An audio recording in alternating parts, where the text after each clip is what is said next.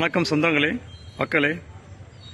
இன்னைக்கு மக்கள் இலவசத்தை நம்பி வாழ வேண்டிய சூழ்நிலை உருவாயிட்டு இருக்கு.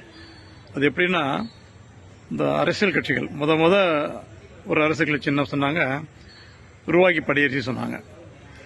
மக்கள் ரூபாய்க்கு படியரிசி அப்படின்னா சரி, விலை கம்மி தானே சொல்லி அந்த நேரத்தில் கொஞ்சம் அரிசி பஞ்சம், அப்போ அவங்க ஓட்டு போட்டாங்க.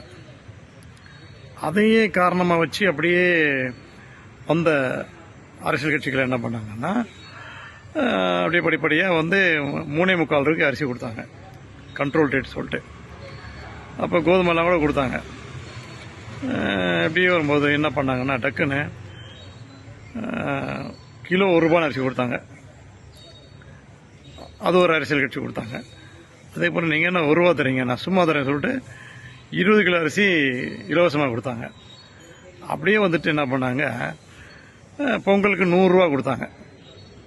கரும்பு இதெல்லாம் கொடுத்துட்டு 100 ரூபா கொடுத்தாங்க. அப்புறம் என்ன பண்ணாங்க, 100 ரூபாய் 500 ரூபா, அப்படியே 500 ரூபா கொடுத்தாங்க.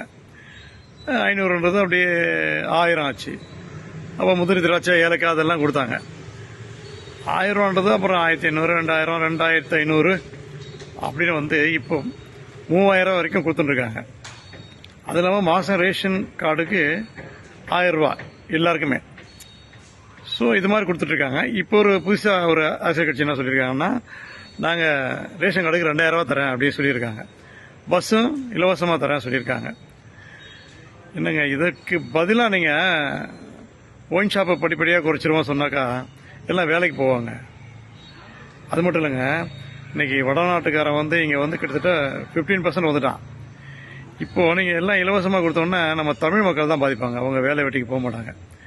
ஏதோ வீட்டில் இருக்கவங்க வீட்டு வேலைக்கு போனாங்கனாக்கா அதை வச்சு அட்ஜஸ்ட் பண்ணிவிட்டு அந்த குடும்பம் எப்பயுமே கஷ்டப்பட்டுருக்கோம்.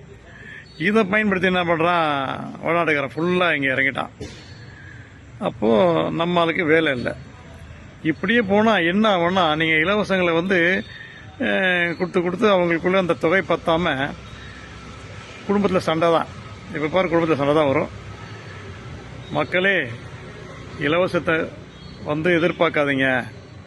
இலவசத்தை யார் எதிர்க்கிறாங்களோ அவங்களுக்கு நீங்கள் ஓட்டு போட்டிங்கன்னா உங்களுடைய வேலை பாதுகாப்பாக இருக்கும்.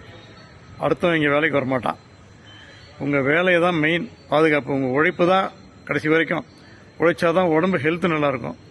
ஓசியில் வாங்கி சாப்பிட்டீங்கன்னா உடம்பு முடியாது போயிடும். அதனால் மக்களே சிந்தியுங்க. இப்படி தான் இலவசங்களை கொடுத்து மக்களை அதிகமாக ஏமாத்துறாங்கல்ல, அவங்க வேலை வாய்ப்பெல்லாம் பறி போகுது. இப்படி போனால் அவ்வளோதான், 30% கிட்ட வந்துடுவாங்க வடநாட்டுக்காரவங்க. அப்புறம் நம்ம ஃபேமிலி கஷ்டம் தாங்க. மக்களே சிந்தியுங்க. அரசியல் கட்சிகள் இப்படி தான் பண்ணிட்டு இருக்காங்க. நம்ம உழைப்பு தான் கடைசி வரைக்கும் உயர்வு. உழைப்பே உயர்வு தரும் என்ற அடிப்படையில் எனது கருத்து. சமூக ஆர்வலர் என்ற அடிப்படையில் எனது கருத்து. இதை புரிஞ்சுக்கிட்டு ஏற்றுக்குங்க. இல்லை வேலைவாய்ப்பை நாங்கள் எழுத போகிறோம், அப்படியே இருக்கிறோம் அப்படின்னா அதை தலையெழுத்தை யாரெல்லாம் மாற்ற முடியும்? எனக்கு மனசு கேட்கல, அதான் கருத்தை சொன்னேன். நான் எல்லா வேலையும் ஏற்றிடுவாங்க. இந்த பணம் கொடுத்தாங்கனாக்கா ஒயின் ஷாப்பில் ஏற்றிடுவாங்க, கரண்ட் பில் ஏற்றிடுவாங்க, வீட்டு வரி ஏற்றிடுவாங்க, எல்லாமே ஏறி போயிடும். ஸோ இதுக்கு குடும்பத்தில் சிக்கல் வரும், ஃபேமிலியில் பிரச்சனை வரும். பார்த்துக்குங்க. நன்றி. யோசிங்க, சிந்தித்து வாக்களியுங்க.